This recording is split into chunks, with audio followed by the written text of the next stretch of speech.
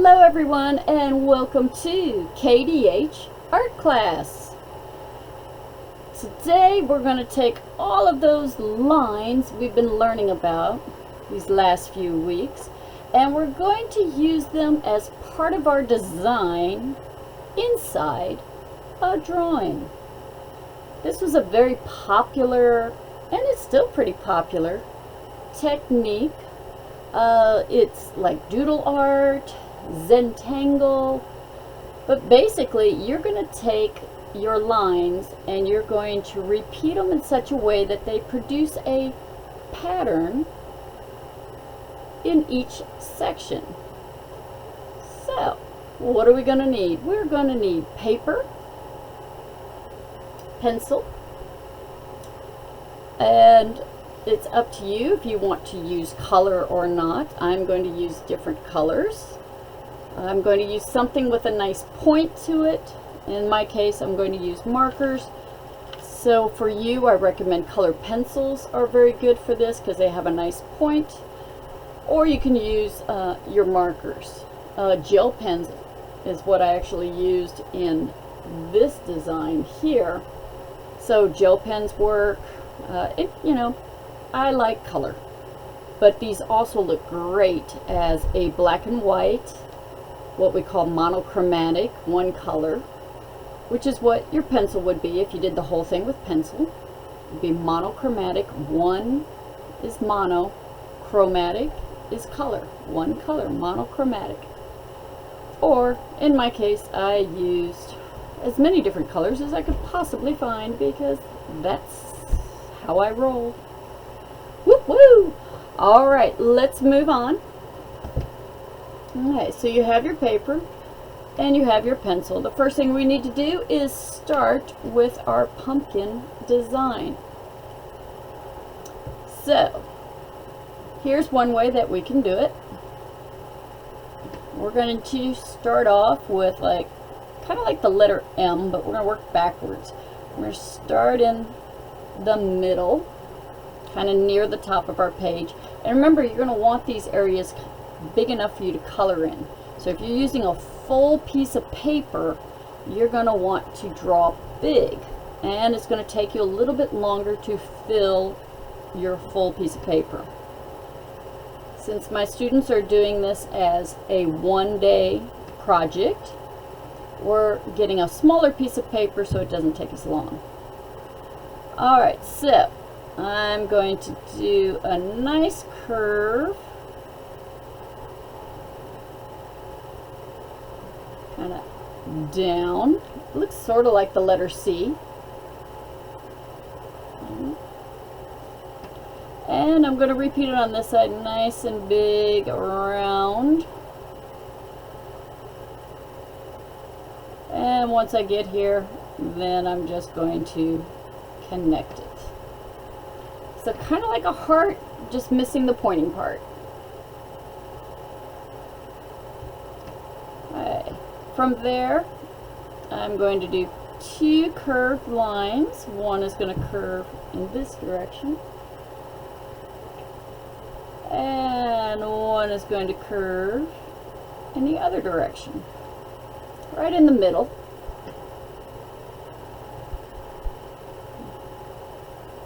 And give you a moment or two to kind of catch up, because this is just the start.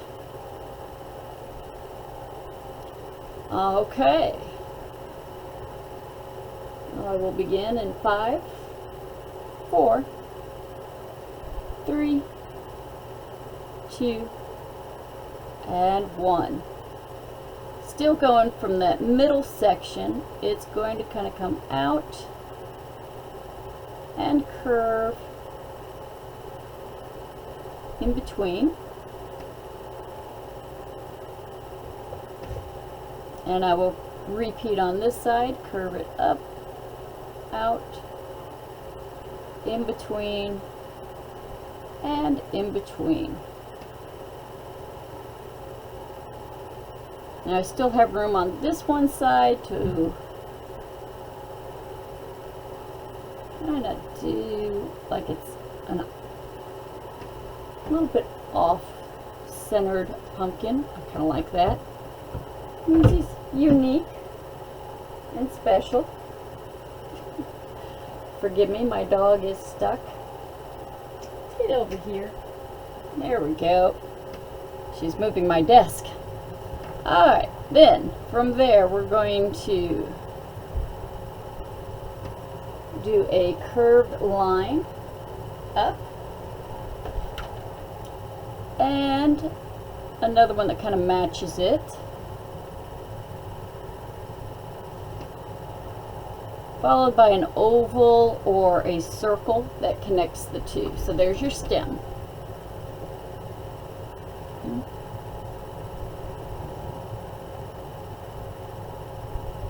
And don't worry if your pumpkin does not look like mine. It's not supposed to. This is my pumpkin. You're doing your pumpkin. And no two pumpkins look exactly the same. Alright, if you want to get super fancy, you can go ahead and add like a little curve on the one side over here and a curve on this side, because you kind of see the rest of the pumpkin on the back, even though you're not going to see it on the sides. Very good. Oh, shame on Miss Howard. I have not filled the paper. Which means I bet you have not filled your paper either. So we have room on either side, so we're going to do two smaller pumpkins. And since we already know line and space, we're going to show space here by overlapping. So I'm going to start my next pumpkin, but it's going to stop by bumping into my first one. Just a little rainbow line. And as you can tell, it's going to be a little shorter. And then I'm going to do my C shape coming down, and I want it to stop about the same level here. Alright, this one I'm going to pretend, oh yeah, that's where it's going to poke out and join up with that side. It's already looking like it's behind. And just like this one, we started with the center, two curves. Now you'll notice I go a little bit faster on the second one because I've already explained it on this first one. Then we're going to go into, oh, mine bumped into again, so pretend, there it is, and come out the bottom. Again, it's behind, so you're not going to see all of them. And on this side.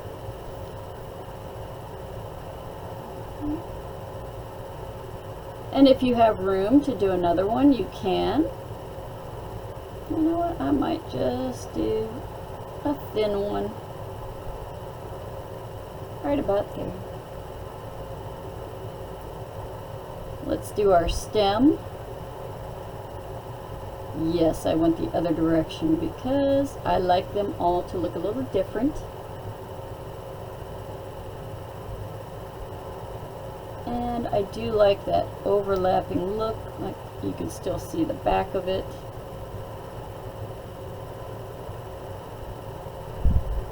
Okay, so that helped fill in this side. Let's see. Oh yes, we still need to do one more. Okay. So again, I like to start closest where it bumps into the other pumpkin. I love that overlap. And this side is going to curve down to about the bottom. Pretend. And yes, I'm going a lot faster on this one. Because once again, we've already practiced. So I do not need to explain as much. Or two in the middle.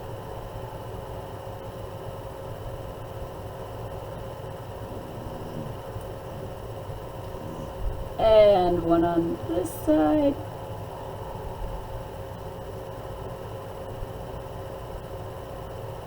And one on the other side. If you can squeeze in a second one.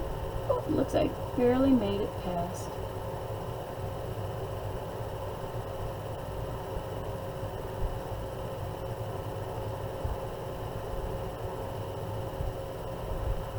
There we go.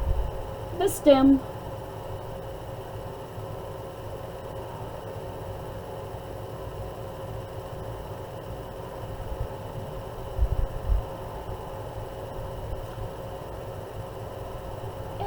I think I got room for one over there and a tiny little bump there.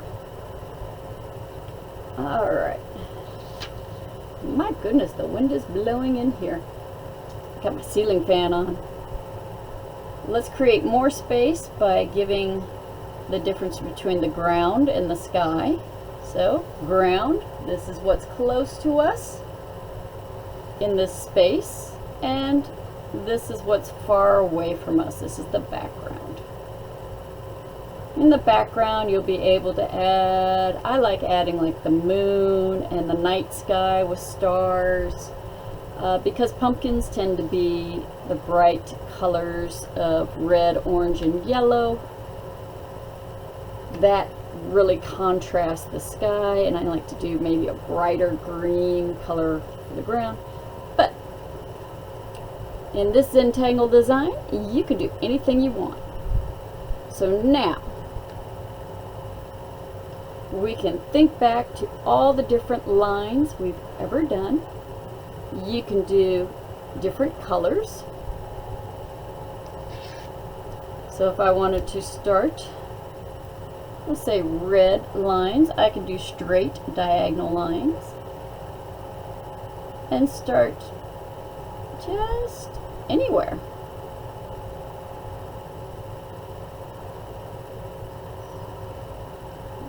You could put them next to each other, you could put them all the way across.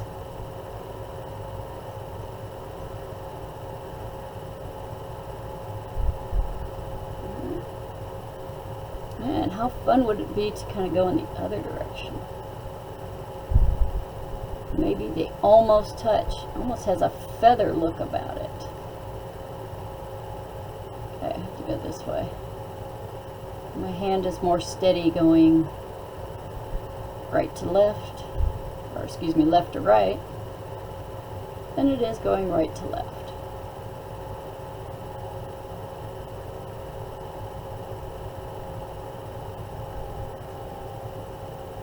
Ooh, that's a fun design there. Have a nice little feathery design on the front. And you could also do different patterns or thicknesses. Maybe I want to do a nice little broken line.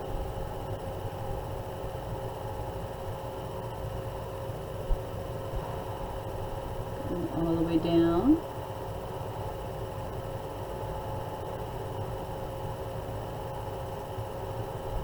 Maybe you like checkerboard. Checkerboard would be fun in one of these little sections. I could even pair that up with, ooh, how about crazy line? Staying in that section, it looks like I'm doing kind of a scribble scrabble, but I'm really kind of thinking about where can I overlap it?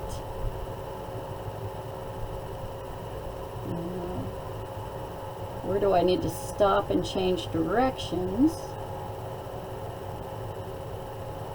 But I'm just kind of letting my hand do whatever it wants to create a crazy line, and I think it's just a fun texture. And I wish I was the one that was really thinking about this as a texture, but it was really one of my students.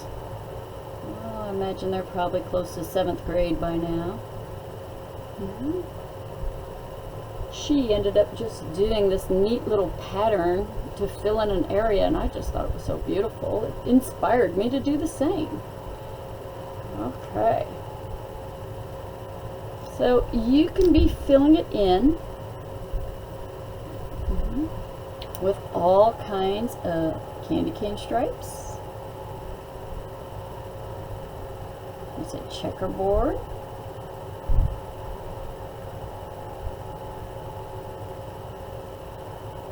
That one ended up going all the way.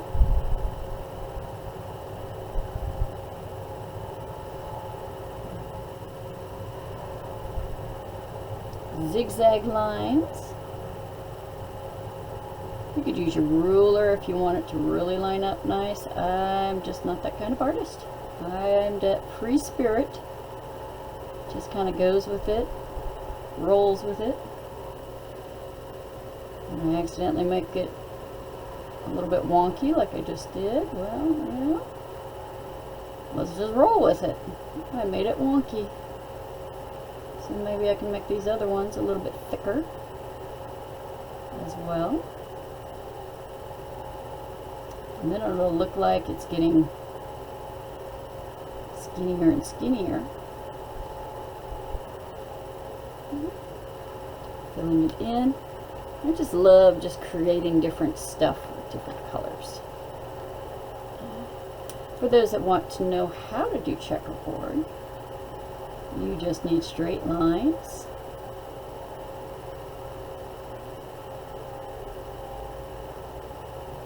And it gets hard when you're working with curved areas. You have to pretend, don't actually touch. And once you've done straight vertical lines, then you need to make your straight horizontal lines. Or, since I like to draw from top to bottom, I turn my paper and you're just making your squares that way. So no, I'm not drawing a square and coloring it in. I'm doing crisscross lines, perpendicular crisscross lines in this case. And now all I have to do is color in every other one. Go in order, because it's so easy to accidentally color in the wrong ones.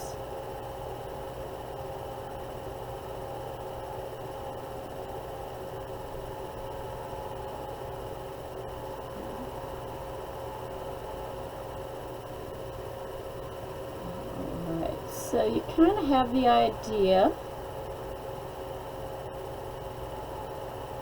And once you have finished your pumpkins, go ahead and put a nice shadow underneath them, which is kind of an oval shape.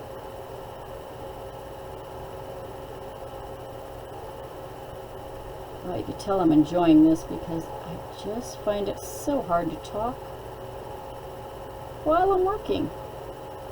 There we go. That little spot there and that little spot there. So you can do the checkerboard, the feather, crazy line, polka dots, zigzag lines, the works, and then add a nice shadow underneath it to finish it off. If you want to add something in the background and finish coloring it all in, or continue your Zentangle lines in your background, you are free to do that. Enjoy this little activity, show off all the lines that you have learned and how we use them to fill the space of our paper. Hope you enjoyed this lesson. I look forward to our next lesson, where we get to learn even more fun things in art. Have a creative day. Bye.